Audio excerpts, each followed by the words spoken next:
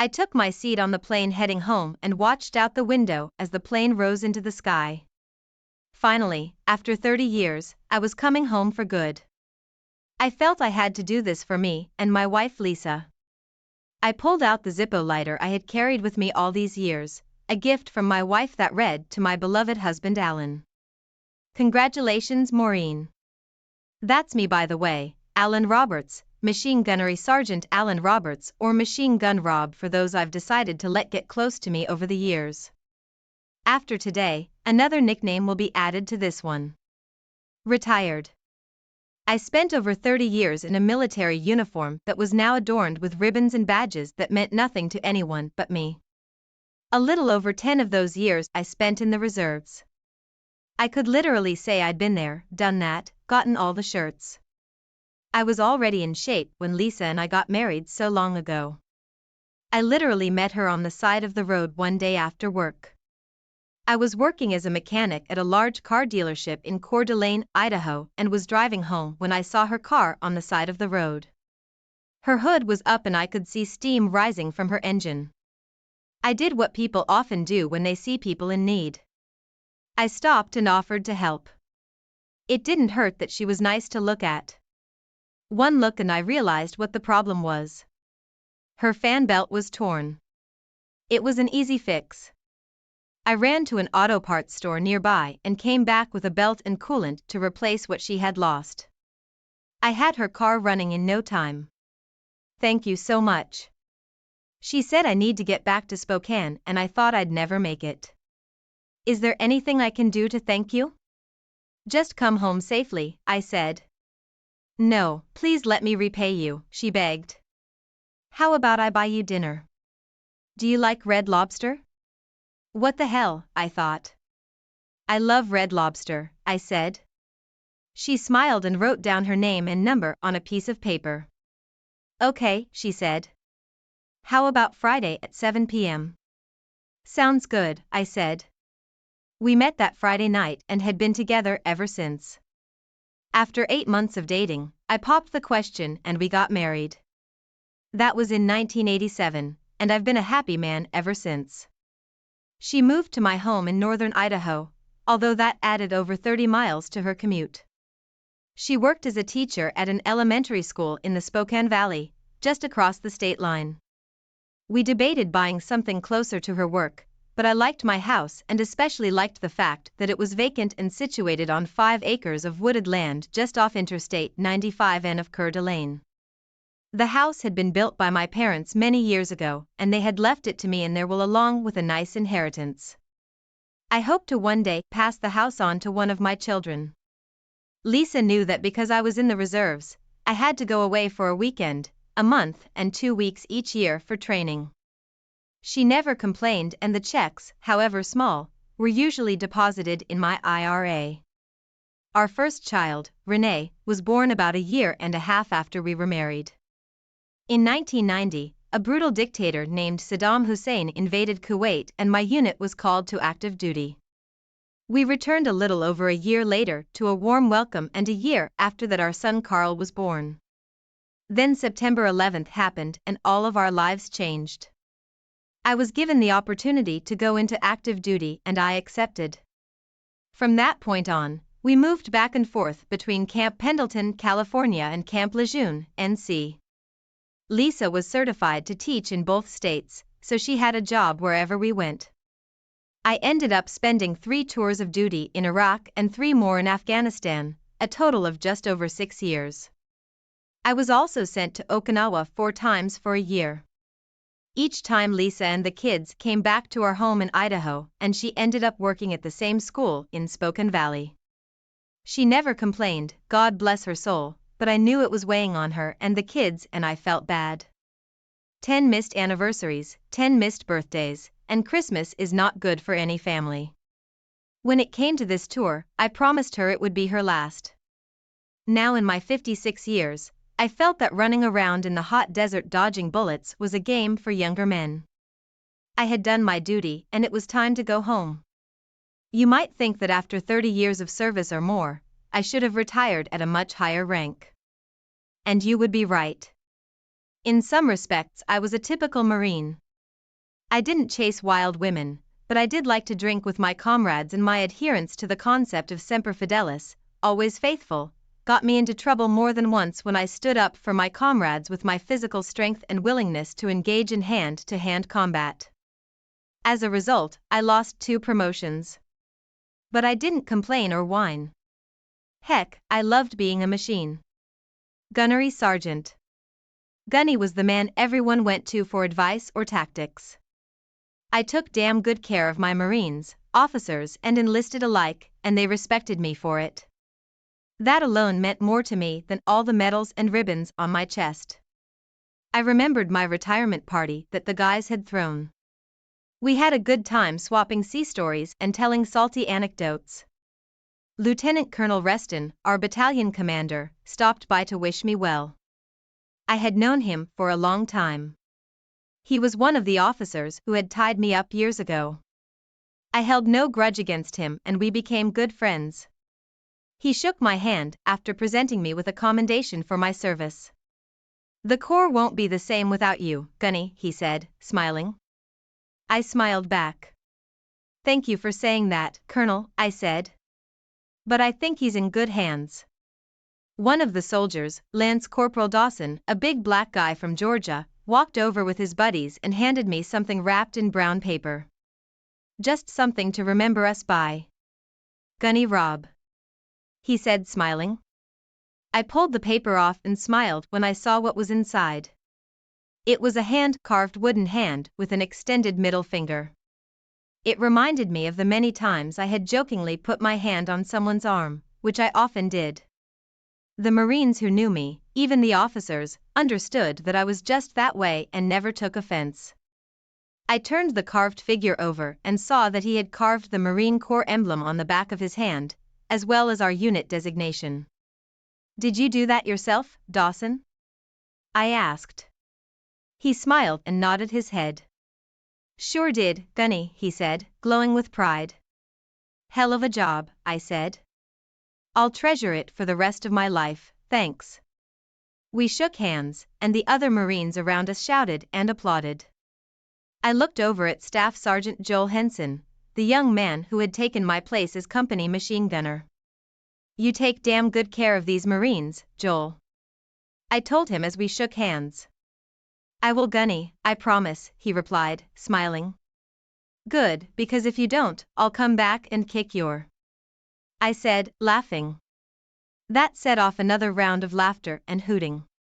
"Henson is a good man, Gunny," Robb said. "Captain Michaels, our company commander. Of course no one can replace you.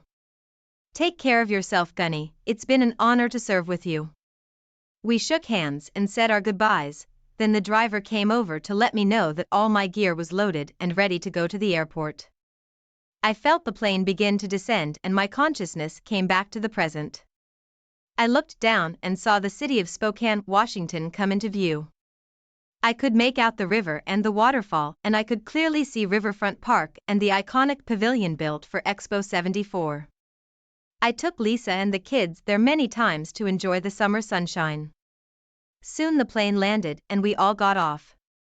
I grabbed my sea bag and bag of clothes and headed for the exit, hoping to see Lisa. I sent her an email and a message with the flight information so she would know when to pick me up. She usually arrived a few hours before my plane landed in case I arrived early, but she wasn't there.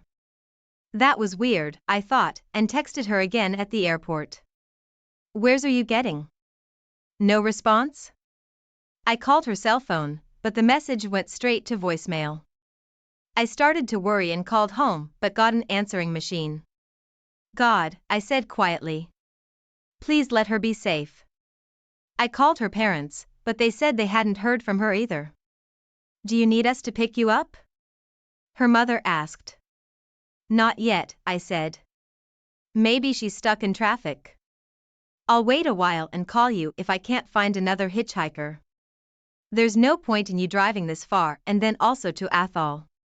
But if you hear from her, please ask her to call me." "I will, Alan," she said and hung up. My thoughts were interrupted by a man's voice. "Do you need a ride, Gunny?" the man asked. I looked over and saw a tall, well-built man in khaki loading a suitcase into a white SUV. Well, I thought my wife was already here, I said. Where are you headed? He asked. To Idaho between Athol and Bayview off Highway 95, I told him. No problem, he said. I'm going right there, I'd be happy to give you a ride. What the hell, I thought. Sure beats paying for a cab. Thanks, I said. Appreciate it. Please let me at least pay for your gas.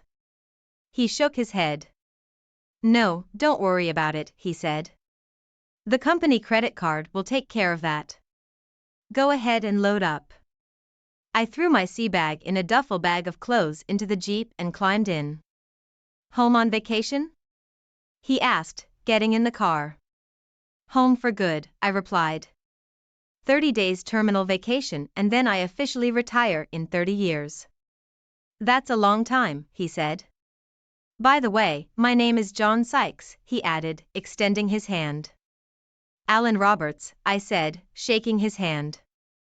Where do you come from? He asked. The unit just got back from Afghanistan, flew in from Camp Lejeune. I told him. So. You've had quite a long day, he said. You can say that again, I said. I pulled out my phone and sent Lisa another text. Got a ride. No worries, TC is home. So what are your plans? He asked as we pulled into the driveway. Not much, I replied. Fishing, hunting, chasing the wife around the bedroom, you know, he chuckled. Yeah, I know, he said. Spent 25 years in the army, retired with the rank of lieutenant colonel. Believe me, retirement isn't all it's cracked up to be. What do you do now? I asked. I run a camp for men in northern Idaho, he said. Really? I asked. I've lived in Idaho all my life, but I've never known a camp for men. When did it come into existence? It's been around for about 10 years, he said. No offense, but I'll be very surprised if you've heard of it. We put it in Idaho on purpose to keep it out of sight. What kind of camp is it? Asked I. It's a camp designed to help men deal with certain personal situations, he said. Oh. I asked what kind of situations? Well, let me put it this way, he said. You've obviously seen combat. Have soldiers or Marines ever received a Dear John letter from home? Not once, I said. Then you know what the news that his wife is cheating on him does to a man, he said. Too well, I said. We help men deal with problems like that, he said. The only difference is that most of them have never had military training like you and me. Hell, a lot of the men who come to my camp are afraid of their own shadows. Damn, I said. So how do you help them? Well, we strengthen them physically, he said. Then we work on their mental and emotional state and provide all the legal services we can so they can deal with whatever they're facing. That sounds like a lot, I said. How long do they stay at your camp? The regular course lasts 3 months, he said. It's very intensive, about the same as recruit training. Sounds like it, I said. Ever spend any time as a drill instructor? He asked. Yes, I replied. I served successfully at Parris Island, South Carolina. I enlisted there as a sergeant and was promoted to the rank of staff sergeant at the end of my service. So you know the methods we use, he said. I was impressed with what the man was saying and I was curious to see this camp. I've actually been given the green light to bring in a new senior instructor to supervise the other instructors, welcome new students, oversee the curriculum and all that.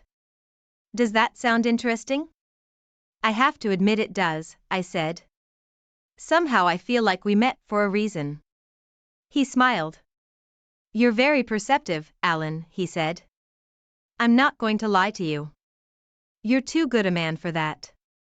The company has had its eye on you for a long time. On me? I asked. Why on me? Well, for starters, you're a local resident, a combat veteran with no stellar past save for a few bar scuffles, he said with a smile. Silver Star, Bronze Star Meritorious Service Award, 4 Purple Hearts Combat Action Ribbon, Navy Achievement Medal, Navy Meritorious Service Medal, Navy Marine Corps Medal, Good Conduct Medal, despite the bar fights. You're exactly what our program needs. Heck, Gunny, you're exactly what our students need. And you're saying your company has its eye on me? I asked, concerned. Yes, he replied. We were just waiting for you to apply for retirement. This job couldn't be better suited for someone like you. The pay and benefits are much better than the Corps, and you'll report only to me. Sounds interesting, I said. But there's one. But in your application. He nodded his head. And you'd be right, he said, handing me a manila envelope lying on the seat beside him. There's only one problem you need to solve first. Go ahead and take a look. I opened the folder and saw a neatly typed report detailing the activities of one Lisa Roberts, my wife, and a man named Elroy McEnroe, the principal of the school where she works. My heart clenched as I read the report. According to it, Lisa had been sexually involved with this man for over 20 years, often meeting with him while I was away from home. I saw the DVD in the envelope and was horrified to see what was stored there. Where did you get this? I asked. I'm not going to insult your intelligence, Alan, he said. The company decided to vet you after I expressed interest in hiring you for the position. Part of that vetting included your family life, for obvious reasons. I take it you didn't know that was going on. I shook my head, amazed at what appeared before me. No, I didn't know, I said. How do you know this has been going on for 25 years? The investigators we use are top-notch, he said. And they have the latest surveillance equipment. If something can be found, they find it. They determine that from conversations between your wife and Mr. McEnroe. Obviously your wife has done her best to keep it from you all these years. That explained all the time she spent there while I was abroad. It also meant that half of the last 20 years she'd spent with Elroy. Damn. A horrible thought suddenly struck me. What about the kids? I asked. That's the only good news in all this, he said. They're both yours. How do you know that? I asked. Like I said, our investigators are the best, he said. They took DNA samples from both of your children and compared them to the DNA in the military file on you. It all matched. I have a feeling you knew she wasn't coming to meet me at the airport, I said. He nodded his head. That's right, he said. According to the investigators, they meet often after school. But one day a week she takes him to your house where they do a case. Then she drives him back where he picks up his car and drives home. They have kept this routine since you have been gone, and tonight they usually drive to your place. I said. That's 70 miles round trip just for a piece of. How could she do that? I asked. John shrugged. It happens, you know, he said. Long business trips, time away from home and family. You come back from war changed in ways you don't even realize that can put a strain on the best marriage. The question is, what are you going to do about it? If all this is true, I have no choice but to divorce her, I said. John nodded his head approvingly. Yeah, I agree, he said. What about him? Good question, I said. I'd like to skin him alive, but I don't want to go to jail.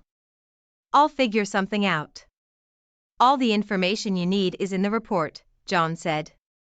He's married. He and his wife have 2 kids. Who, by the way, doesn't know about his affair with Lisa. Do you swear that this information is correct? I asked. He nodded his head. Absolutely, he said. If I had any doubt at all, I wouldn't have shown it to you. I'm really sorry, Gunny. You're a good man, and you don't deserve this. Who does deserve it? I asked. Well said, John said. We reached the turnoff to my house and John turned on to a narrow paved RD. A few minutes later we pulled up to my driveway and turned in. "You're really out in the middle of nowhere," he said as he drove down the driveway and stopped in front of my house. "Nice place you have here," he said. "Thanks," I replied. "My parents built this place with their bare hands. I was hoping Lisa and I could live here in retirement. I guess it'll just be me here, at least for now."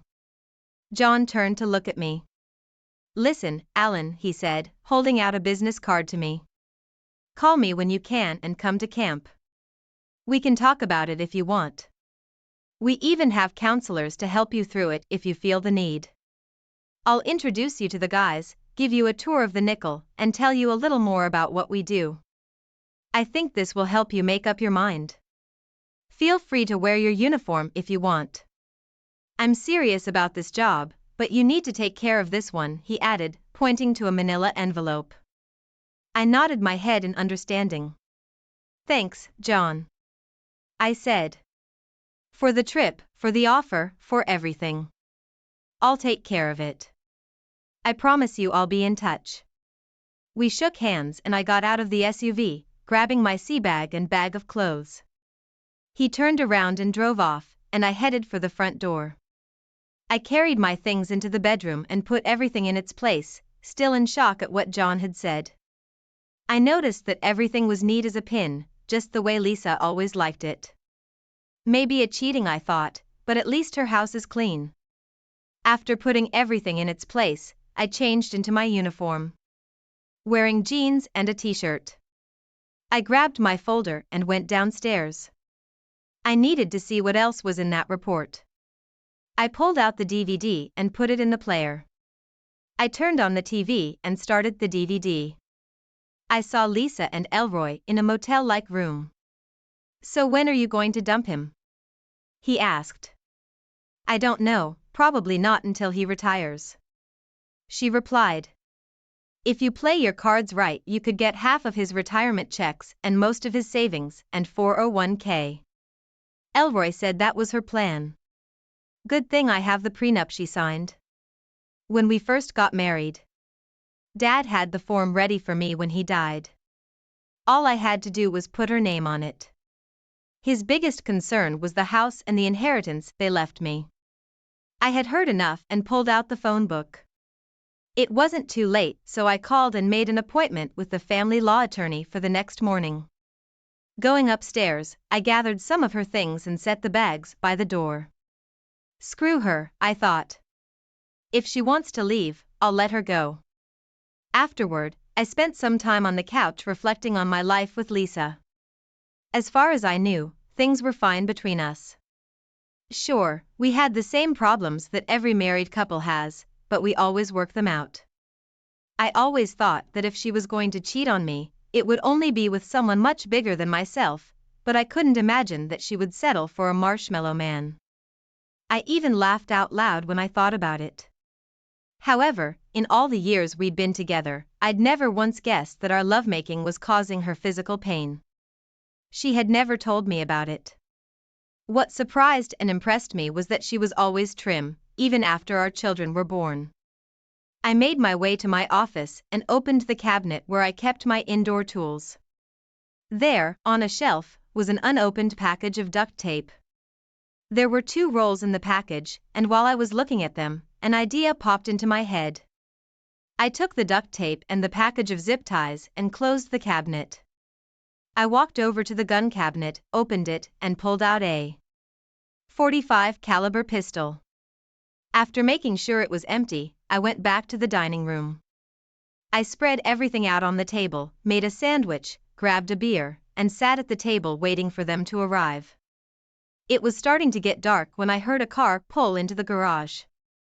A couple minutes later I heard the 2 of them giggling and talking as Lisa opened the door.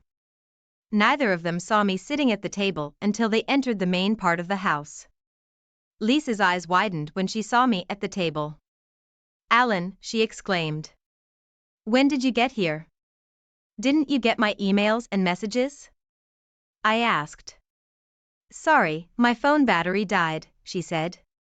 Things aren't what they seem, Alan, trust me. Really? I asked.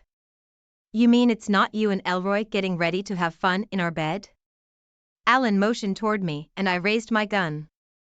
He stopped in place, his eyes widening and his face even wider than it was. There were no bullets in the gun. Hell, the magazine didn't even fit in the pistol grip, but they didn't know that. Oh God, he screamed. Please don't do this. I noticed a wet spot in the crotch of his pants and smiled. The head wet himself. Shut up, I said. You think you can entertain another man's wife for over 20 years and get away with it? I don't think so. Stand against the tree, I told him. Put your back against it, hands behind your back. I looked at Lisa. Tie him to the tree, I ordered. All I want to see are his eyes and nose. Move. She took the first roll and began gently applying it to his skin. Hurry the hell up. Run. She started running around the tree, dispensing tape as she went. When the first roll was used up, I tossed her the second and ordered her to keep going. By the time she was done, Elroy was attached to the tree in a cocoon of duct tape. Only his eyes and nose were visible. He was looking back and forth fearfully. I walked over to him and made sure he couldn't move. Then I looked into his eyes, smiled and pulled out my cell phone. I dialed his home number, which I had thanks to the report John had given me. McEnroe residence, Judy speaking, said a female voice on the other end. Mrs. McEnroe, my name is Alan Roberts, I said. Is your husband Elroy here? No, he has a meeting with the teachers at his school, she replied. May I take a message and ask him to call you back? That won't be necessary, Mrs. McEnroe, but thank you anyway, I said. I apologize for the deception, but the truth is that your husband is at my house with my wife, and I think you should come and get him. I saw Elroy's eyes grow even wider under the tape. What is he doing in your house with your wife? Asked Judy. Well, they were going to have sex, but they had a change of plans, I said. What? Yelled Judy. Are you sure about that? Is this some kind of sick joke? No, ma'am, I said it's not a joke. They've been having an affair for over 20 years. That she shouted. I'm going to kick that bastard's. I'll come and get him. Where are you located? Idaho east of Athol on Highway 95. I said I'll send you directions. Thank you, Mr. Roberts, she said. I'll be there as soon as I can after we finish talking. I texted her directions to my house, then looked at Elroy, who was even more scared than before. I'm going to have a little talk with my wife right now, if you don't mind. I told him. Don't go anywhere, do you hear me? He tried to shake his head, but the tape wouldn't let him. I gestured for Lisa to go inside. She stepped aside and I followed her. When we got into the house, I motioned for her to sit on the couch and held the remote for the TV and DVD player. How long does this last? I asked. And before you say anything, remember that I know a lot more than you think. It's been going on for a while, she said quietly. For a while I asked what a month, a year? 10 years, 20 years? Longer. Longer, she said, lowering her face. Longer, I said, repeating her answer. I see. When did it start? Around 1995, she said. We worked together for years and never did anything while you were home.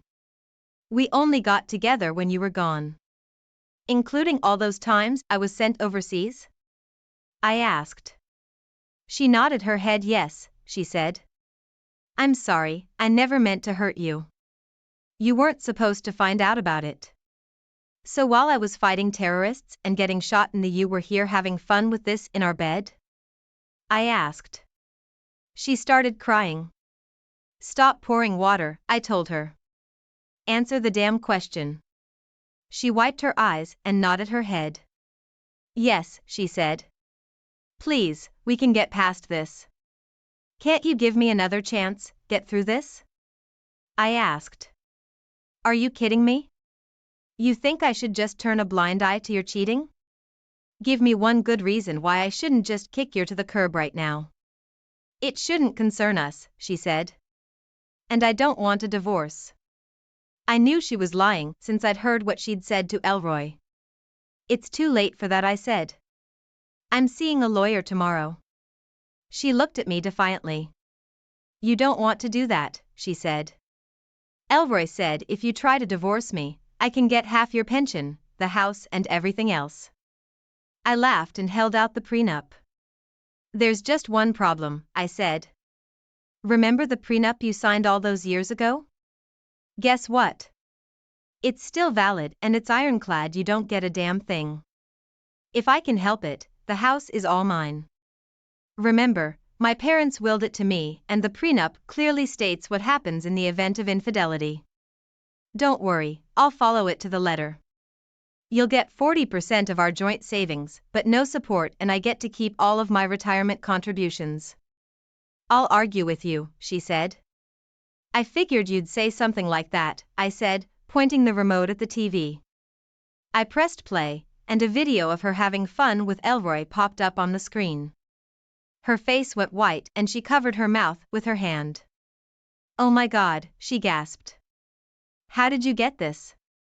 Please turn it off. I shook my head. It doesn't matter how I got it, I said. What matters is what your school board will do when they get a copy of this. She looked at me, shocked. I'm going to lose my job, she said. And so will Elroy. Please no, don't do this. So you'll sign the papers when you get them? I asked. Defeated, she nodded her head. I turned up the volume on the video and fast-forwarded to the part where she complained that I was too big for her. Can you explain that to me? I asked. All these years we've been together and you've never complained once? Why didn't you say anything? I didn't want to hurt your feelings, she said. I've always been a little down. I liked it at first and you always turned me on. But after a while it started to hurt, and that's why you started making excuses not to have sex with me? I asked. She nodded her head yes. She said. I'm really sorry. Yeah, that's what you said. I told her. I grabbed her purse and pulled out her keys. I pulled out her house keys, then pulled out her wallet. I took out her ATM and general credit card. I saw her STCU card and left it in her wallet. I knew she had an account at the Spokane Teachers Credit Union, and I knew she regularly contributed 10% of her paycheck to that account. I figured if she needed money, she could use that account. I tossed her purse back on the couch. I guess I should probably pack up and leave, she said quietly. Not now, I told her. You still have some explaining to do. You need to tell your parents and our children about what you did so they know why we're divorcing. Please don't make me do this, she begged, crying. Why? I asked. You've had no problem cheating on me for 2 decades, surely you're not ashamed of what you did. They'll hate me, I know it. She cried. That's too bad. I said, picking up the phone. I was about to call her parents, but I saw the glow of headlights pulling out into the driveway. I figured it was Judy coming to get her husband. Ah, I see Judy is here. You can start by explaining to her why you entertained her husband. A moment later, there was a knock on the door. Opening it, I saw a rather well-fed woman who looked a little younger than me.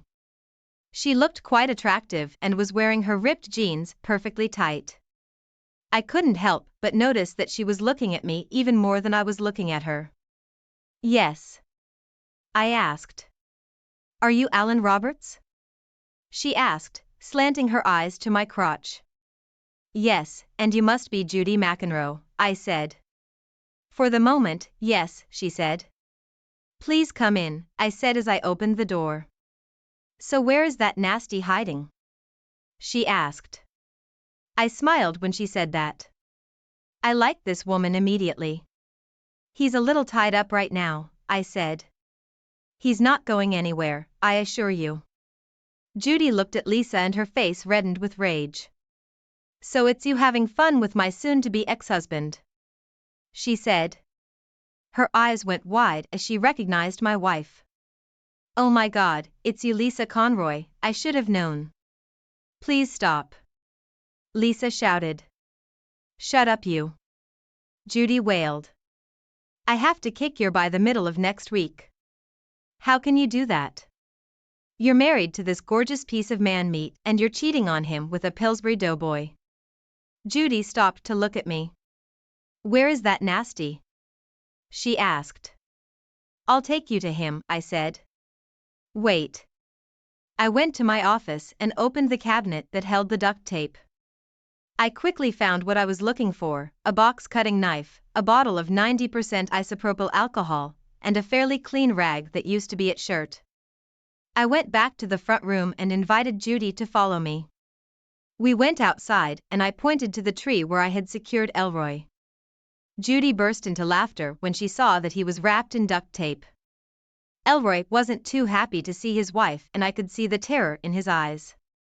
I like your style, Alan, she said. It's going to take forever to rid him of all this.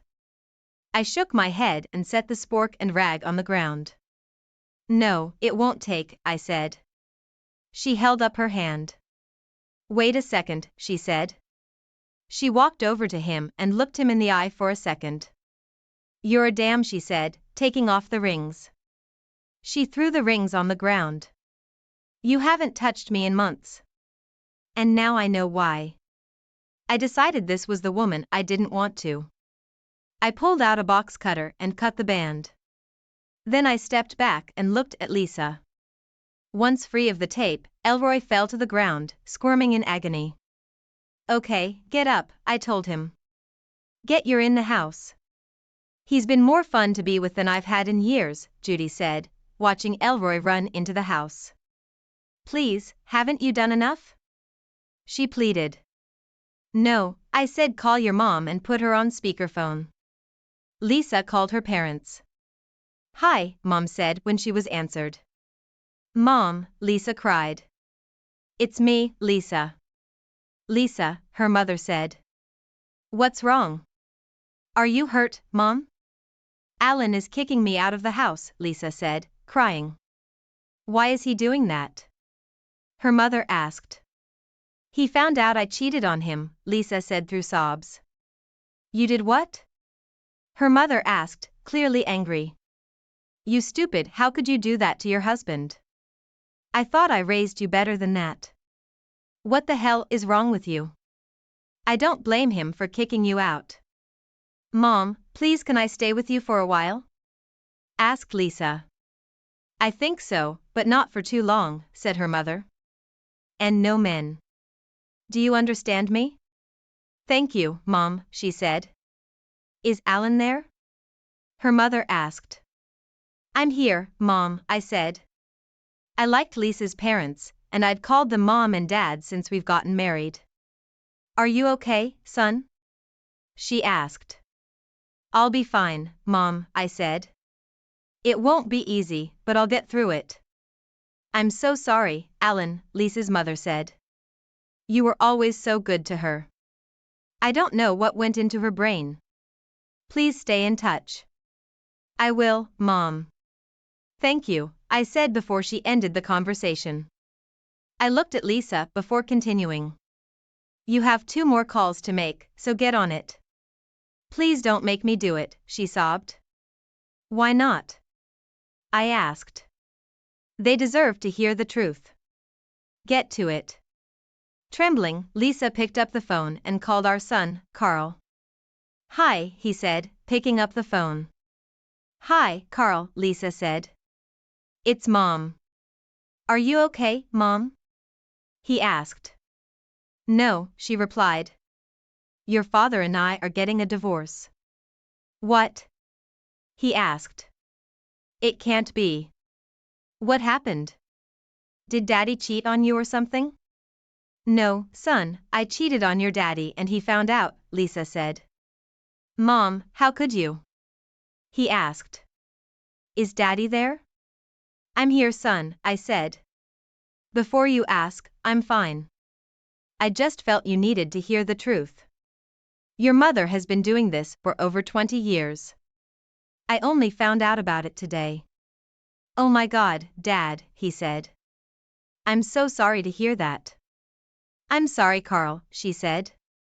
Yeah, sorry you got caught, he said. Look, Mom, I can't believe you did that to Dad. I got to go.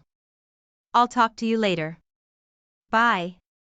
He ended the conversation, and Lisa sobbed as she sat on the couch. One more call, I said. Lisa looked up, her eyes red and puffy. Please, I'm begging you, she said. No more. One call, I said. Make it. Trembling, Lisa dialed our daughter's number. The call went pretty much the same as the others, only Renee was far more upset than Carl. You stupid, she said when Lisa told her what was going on. I hope Daddy kicks your slimy to the curb. He is, Lisa said. How can you be so stupid? Asked Renee. You're not my mother right now. I don't know who you are. You better get your straightened out or you'll never see your grandchildren. Don't call me ever again. Goodbye. Lisa sobbed uncontrollably as Renee wrapped up the conversation. Are you beginning to realize the consequences of your actions? I asked. You completely destroyed 2 families with your selfishness. I hope you're happy.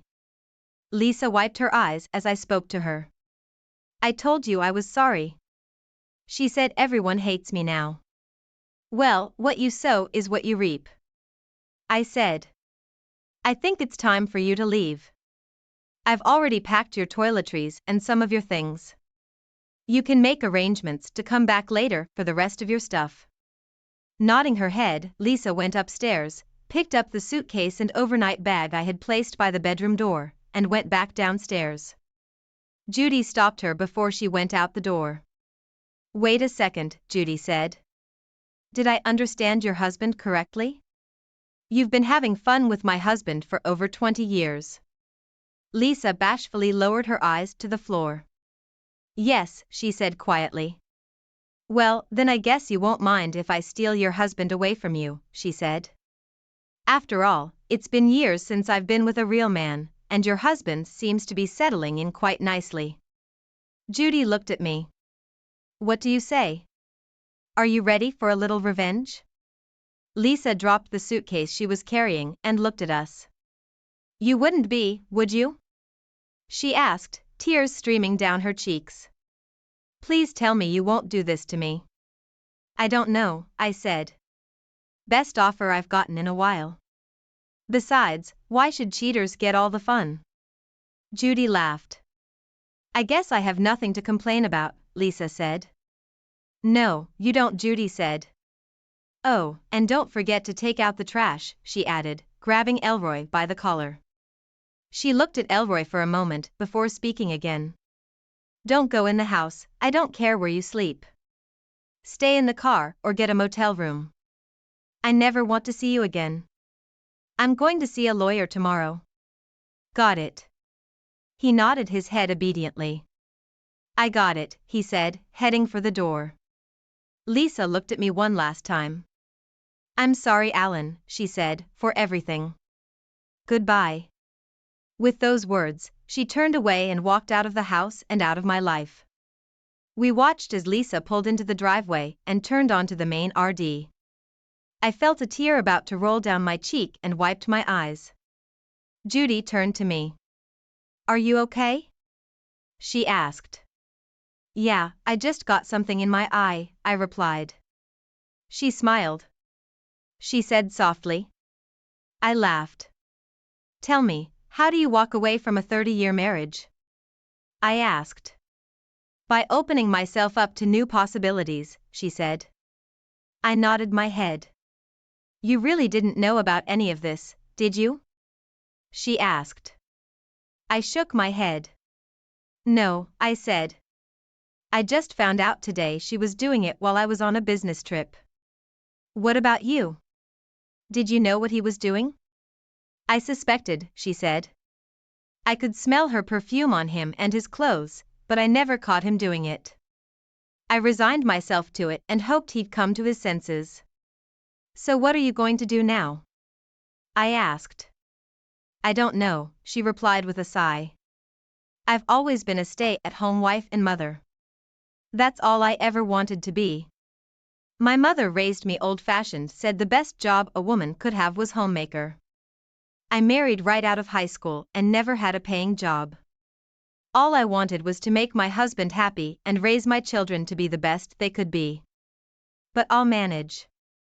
I nodded my head. I had no doubt she'd get back on her feet.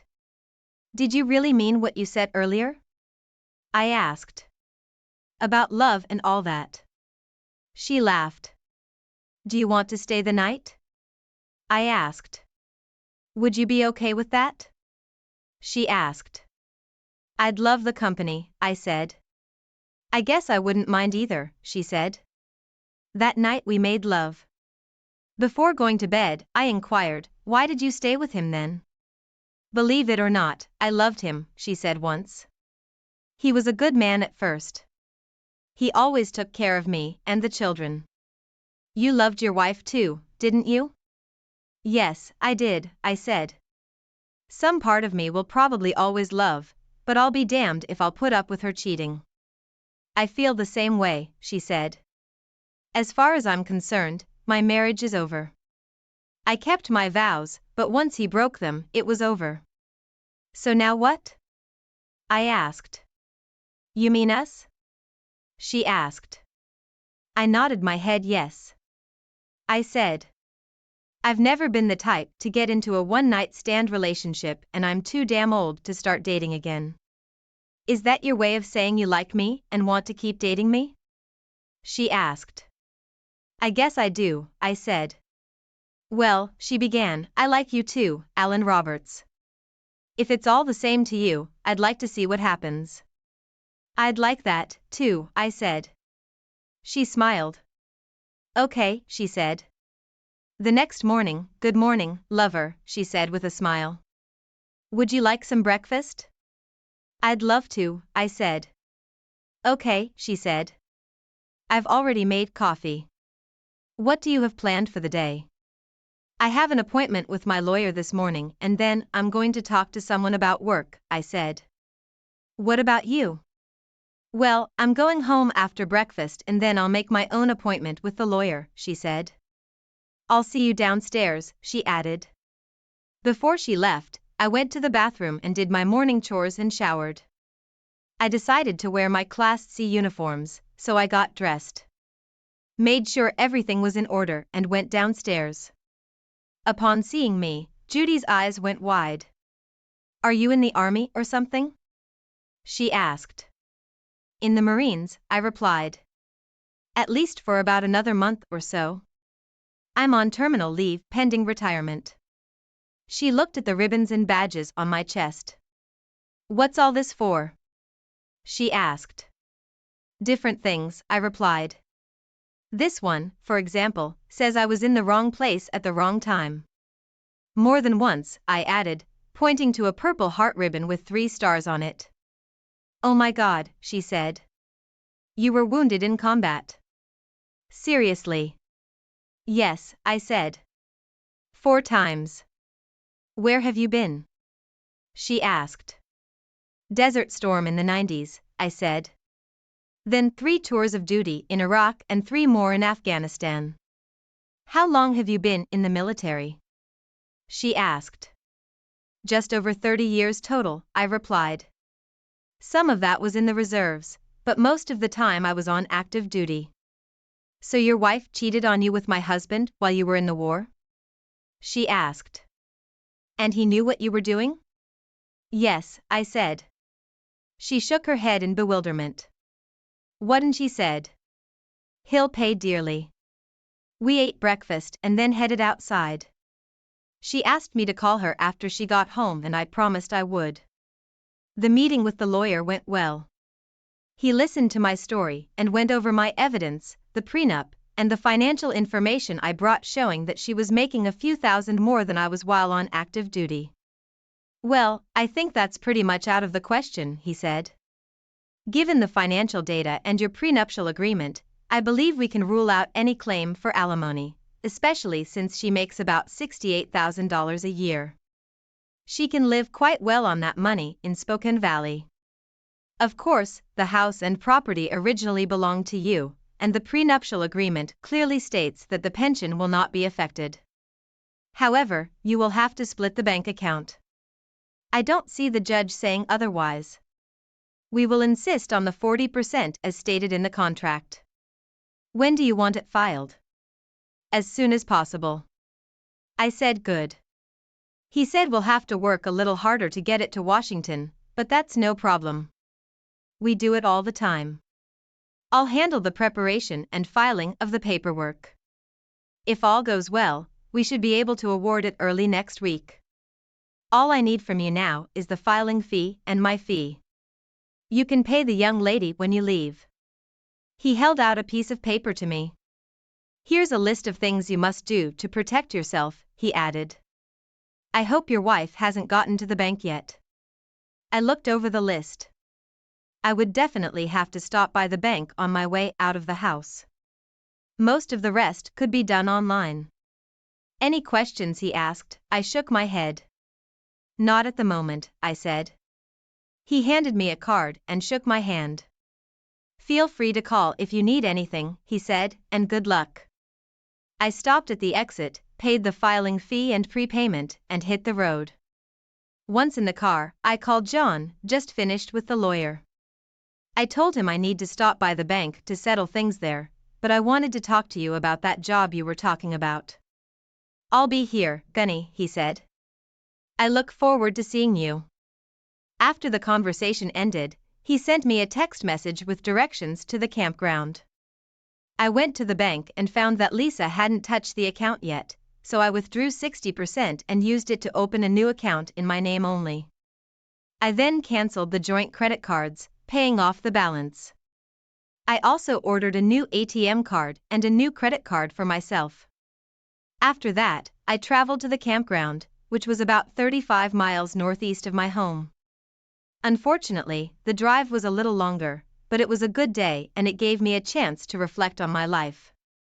In just one day, I went from a happily married man anticipating retirement and old age with his wife, to a man learning that I had been made a fool of and cuckolded for over 20 years. 6 of those years I was in a war zone, literally putting my life on the line. I realized that emotionally, I dealt with Lisa's betrayal the same way I dealt with armed fanatics and terrorists wanting to kill me in combat. At least there was duty. I don't know how I would have handled it all alone. I certainly liked her vigor and candor, and she was damn good in bed. I just hoped I wasn't making a mistake by getting involved with her so soon after I dumped Lisa. Finally, I pulled onto the road leading to Camp Rollins. There was no traffic on the narrow two-lane road, so I was going pretty fast. I pulled up to a gate with a small guard booth and stopped. An armed man in a camouflage uniform came to my window. I'm here to see John Sykes. I said the name's Roberts. Alan Roberts. I handed him John's card and my driver's license as I was commanded. One moment, sir, the guard said. He inspected my truck and went back to the shack. I watched him talk to someone on a field phone. After a minute or two, he returned to my truck and handed me back my license and business card. Commandant Sykes is expecting you. Welcome to Camp Rollins, Gunny Roberts, the man said. I started to thank him, but he had already left to open the gate. He waved at me as I drove by, and I waved back. After driving around a few more tight turns, I found myself in the grounds of a typical military camp. Wooden buildings were neatly arranged around a central area where groups of men marched or ran around. Everything was spotlessly clean and the grounds were neatly manicured. I found the camp headquarters and parked in front of it. I stepped inside and was greeted by an attractive blonde woman in a professional skirt. She looked up and smiled as I entered the office. You must be Sergeant Roberts, she said. Yes, I replied. Welcome to Camp Rollins, she said. Commandant Sykes is expecting you. Would you like a cup of coffee? Yes, please. That sounds great, I said black if that's okay. Sure, she said. Please come in. I knocked on the door and he on the phone invited me inside. I noticed he was wearing a khaki-colored uniform shirt with a set of silver oak leaves denoting the rank he held in the army.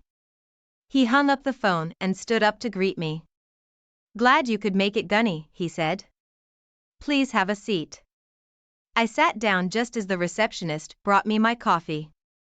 I thanked her and took a sip. It was just what the doctor ordered. I take it you had no trouble getting here? None. You gave excellent directions, I said. Good, he said. Before we get too deep into things, let me tell you a little more about the people who come here. Every man who comes through these gates is a victim. All of them have been cheated on, and many of them have been abused in one form or another. Sometimes that abuse is physical in nature. Almost every man who comes through here has been emotionally abused. Other times they have been both physically and emotionally abused. And that's in addition to cuckolding and humiliation. I could relate to that, he continued. On top of that, these men are what you might call wimps. I know we're not supposed to use terms like that these days, but I believe in having an honest conversation, he said. Most of the men who come here are weak, both physically and emotionally. Some of them are also scared and feel like they have no one else to turn to for help. Unfortunately, the women they choose to attach themselves to take advantage of that. Wow, I said, shocked by what he was telling me. So what do you do? The first thing we do is force them to focus and strengthen them physically. John said. We deny them access to the internet and don't allow them to use any electronics, cell phones, laptops, tablets, whatever.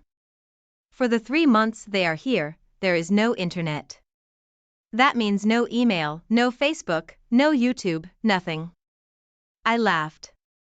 I bet that will be well received, I said sarcastically. He laughed sometimes, he said. Before they got here, some of these guys spent all day looking at their cell phones, completely oblivious to the world around them. We take that opportunity away from them and force them to face their problems. So how do they keep in touch with their families? I asked. Ask me. That's a valid question, John said. We give them a mailbox address that they can send home. Any communication is done through regular mail. We have post offices in Bonners Ferry and Clark Fork, and mail is delivered twice a week. It's a long way to get to the post office, I said. John nodded his head. We don't want spouses sending people to cause trouble, he said. We have armed guards, helicopters, and an electronic security perimeter around the camp. If anyone tries to get inside, we'll know about it. Has anyone ever tried to get in? I asked. There have been attempts, John said. Fortunately, we were able to neutralize the threat. There's an unclassified briefing on that in the packet I'm sending home to you. Neutralize, I thought to myself. An interesting term, to say the least. I couldn't help but wonder what he meant by it. So tell me more about the training itself, I said. I'll give you a brief overview. Everything is described in the packet I'll send you home. The first month is the most difficult for the students, John explained. In addition to being weaned off modern electronics and the internet, they undergo rigorous physical training, very similar to the first phase of recruit training. Their day starts at 0500 with a courtesy. They double pace everywhere and the instructors are pretty strict, if you know what I mean. In the second month, we introduce students to their counselors, John says. They go through a very intensive counseling session to sort out their problems. Of course, the physical training continues and we start teaching them self-defense. In the third month, we reinforce all of that and introduce them to lawyers so they can deal with any legal issues they have. He glanced at his watch before continuing. As a matter of fact, there's a group class going on right now, you might be interested in it, he said. Sure, I said. We walked out of his office and went to another building. Opening the door, he motioned for me to go in first. When I stepped inside, I saw a group of men sitting in a semicircle in front of a female counselor. The instructor sitting by the door froze as John entered, then nodded to me and sat back down. We took our seats at the back of the room and watched in silence. One of the students recalled how his wife made him service her lovers both orally and anally while she laughed and belittled his manhood. He burst into tears and the students on either side of him patted him on the shoulder, assuring him that everything would be okay. I looked at the instructor, a large man with sergeant's chevrons on his collar. He sat stoically, taking in everything that was happening. I could see his jaw clenching with anger as the student cried. While the counselor was talking to the student, I made the decision to join this organization. If there was anything I could do to help these poor people, I would do it. After listening to some more counseling, John invited me in and we left. He walked me around the camp, showing me what they had to offer. From there we went to the instructor's hut, the building where the instructors gathered to keep up with the latest news. There were several men there dressed in the same khaki-colored shirts as John. Some wore sergeant chevrons and a few wore the insignia of a staff sergeant. John had them gather in the main part of the hut and introduced me to them. We talked for a while and I learned that about half of them were former Marine Corps drill instructors and half were former Army NCOs. From the conversation I realized that these people are a tight-knit group and they really care about the well-being of their students. So, do you want to join the team? One of them asked me. I looked at John before answering. As a matter of fact, yes, I said. John smiled before he spoke. I've asked John to be our new senior instructor. John said. He's on terminal leave right now, so it'll be a while before he's working here full-time. In the meantime, I'd like him to spend some time here getting to know everyone. The others nodded their heads approvingly. Welcome aboard, Gunny, one of them said, shaking my hand. The others followed suit. Thank you, I said. After that, John and I went back to his office, talking about work and what was being done at the camp. So John said. Are you in? I nodded my head. Yes, John, I said. He smiled and shook my hand. Welcome aboard, he said. If you don't mind me asking, why did you decide to join us? Listening to that man in counseling, I said I never knew this sort of thing actually happened. I thought they just read about it on the internet. Yeah, John said. It's a lot more common than people realize. By the way, I suppose I should make you an official proposal, he said, laughing. He handed me a piece of paper and I nearly fell over when I saw what the company was offering. A salary far in excess of what I was getting in the Corps, and a benefits package to die for. Of course, I accepted the offer. Okay, John said, handing me a stack of folders. A little light reading to get you through the next few weeks. I laughed. Feel free to come back anytime you want. You'll definitely want to come to the burning ceremony. What? I asked. It's something we do at the end of every class, he said. I think you'll enjoy it. Saying goodbye, I picked up my folders and headed home. The next 3 weeks flew by quickly. Lisa received the divorce papers and immediately signed them without contesting anything. The attorney called me and told me my divorce would be final in 30 days. Judy filed for divorce from Elroy, but her divorce would take longer, at least 90 days, because she filed in her home state of Washington. I never heard from Lisa again, nor was I interested. Her parents arrived about 2 weeks after I filed for divorce and took the few things she wanted out of the house along with the rest of her belongings. I gave them the cashier's check for her portion of the bank accounts, as well as all of our pictures of her. I didn't want anything in the house to remind me of her. According to Lisa's mother, she was too embarrassed to make eye contact with me. Somehow I wasn't surprised, however. Judy spent the last 3 weekends at my place and we had a great time. I took her fishing on Lake Pendle Rail and she had a lot of fun. Lisa was never a fan of this activity, but Judy took to it with gusto, eagerly cleaning and cooking the coconut salmon we caught. I made it a habit to visit the camp a couple times a week and talk to each of the instructors. I learned that they are all combat veterans and divorced, although a couple of them are starting new relationships. I also attended several group counseling sessions to understand what motivated the students to come here in the first place. I must admit that their stories touched my heart. I also learned what caused the camp to be so tightly guarded. As I was able to find out, one of the students was a victim of an organization called MAS. He ran away from his wife and came to the camp, but the organization was determined to bring him back. They even attempted an armed invasion of the camp, but that attempt was foiled thanks to the camp guards and a federal agency I had never heard of before. As a result, the company has established new rules that if MMAS is mentioned by a prospective student, that agency must be contacted. From what I read, the agency had been called twice in the last year. Toward the end of the month, John invited me to witness the burning of the ceremony that marked the end of the 3-month course. I put on my Class C uniform and hit the road. The ceremony was held at night and I, along with John, stood back and watched. While I watched, the students in the class were attaching pictures of their wives to a straw figure which was then lifted up and attached to a pole with a rope. At the base of the pole was a pile of firewood. One of the students was called up and handed a lighted torch. "Burn the bough," the teacher commanded. "Sir." "Burn the bough." "I, sir," replied the student. He set a pile of wood on fire, and the fire quickly engulfed the straw figure. The students began chanting, "Burn, burn, burn." As the figure burned, the students raged, raising their fists in the air, howling and chanting. When the figure fell to the ground, the students danced and chanted, and some urinated on the figure. This went on for a while until the figure turned to ashes. "What is all this for?" I asked John.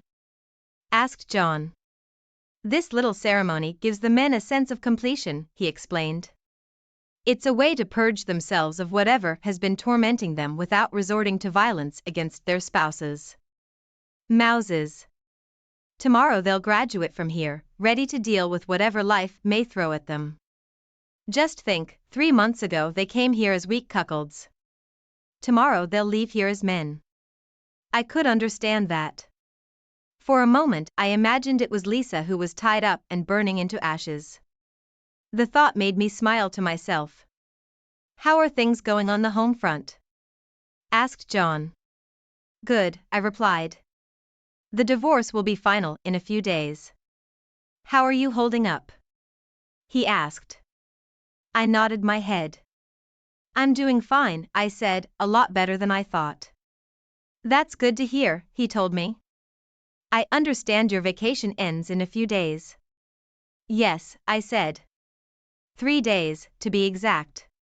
"Excellent," he said. "Then I expect you to be ready to meet our new students. They'll be here in 4 days, by the way. You'll need this," he added. Reaching into his pocket, he handed me a small box.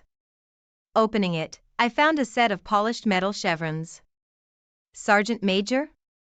I asked. "Yes," he replied. "This denotes your status as a senior instructor." "Congratulations." "Thank you," I said. He smiled. "No," he said, "thank you." I spent the next 4 days with Judy. Elroy offered to buy out her half of the house and she accepted. Apparently, he was planning to move Lisa in with him and she was anxious to get out of the place. I suggested she move in with me and she readily agreed.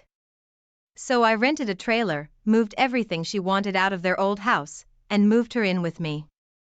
It would be tight for a while, but I knew we could get things under control.